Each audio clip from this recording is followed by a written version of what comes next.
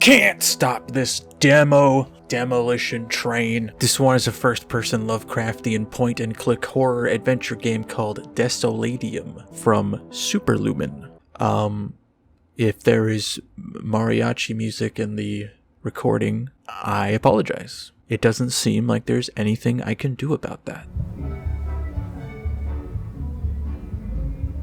These kind of games were my entryway into video games. They informed my love of them, and honestly, there should be a lot more of them than there are. It might be a generational thing, you sort of get or you don't, but there is something special and captivating in an almost voyeuristic sense about rifling through drawers looking for keys and clues and diary entries full of lore dumps. It's looking like Desolatium will provide no shortage of that sort of thing. What immediately drew me to this one is its clear eye for design. It's a game that already has a very well-defined retro comic book aesthetic. Every bit of its interface and presentation is eye-catching and just kind of pops. Oh man, you got both the spooky paintings. Alright. I'm invested. I'm invested in your character now.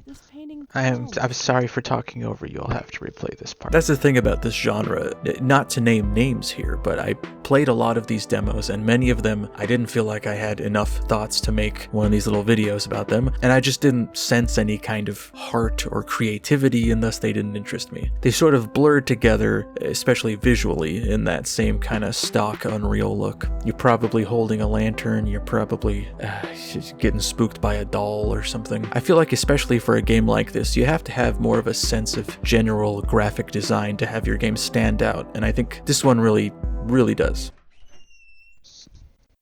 Oh, whoa, a person.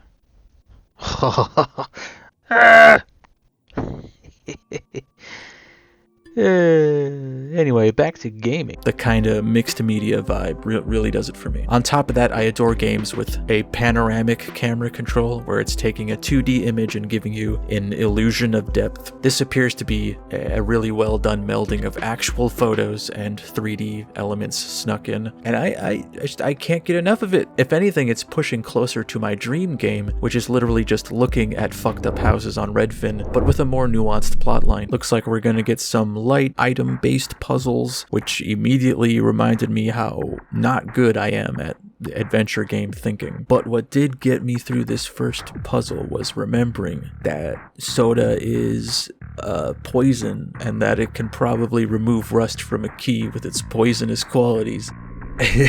So half of me felt proud for figuring out this puzzle, while the other half felt a great deal of shame because this will probably be what kills me. I'd like to think it'd be something a little bit more epic, a little bit more goth. You know, like when I'm standing on a ledge on the top of a cathedral and I'm pretending to be a gargoyle, and then I slip and fall and hit one of those metal fences with the spikes on it, and I become impaled, and then there's like a flash of lightning and a scream in the distance.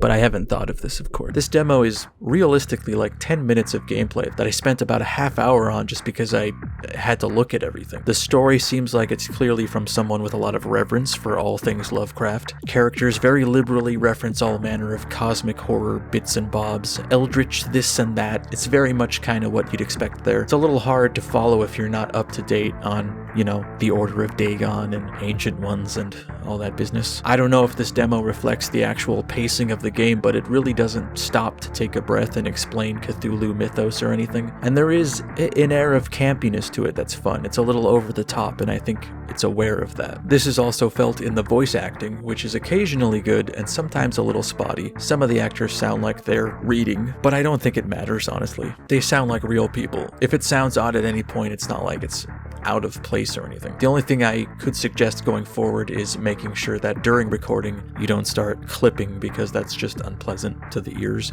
Now go back to your fucking room and don't bother me. Also, the music is very fitting and atmospheric. I actually liked it a lot, but a couple times it did seem to get a little too loud to the point where it starts to eat over dialogue. But why didn't Carter tell me about this before? I have What? to go to that village to see if it's all true. I can't hear you, lady. A cruelly brief demo that I wish I had a little more time in, and I'm aware it's a real niche within a niche, but I'm really impressed with how this game is shaping up, and I expect it to go through some changes by the end, but I can already tell this is being created by someone that knows what they're doing, has a great grasp of the concept and atmosphere they're aiming for, obviously very familiar with the subject matter and probably played similar stuff like Scratches or Darkness Within, which awards you with some measure of trust and respect from me. Having said that, even if it ends up being terrible, I will still give you money for it and likely enjoy it anyway, so no pressure on my end. I'm just, happy to be here. Just as an update, this is hours later. It's nightfall now.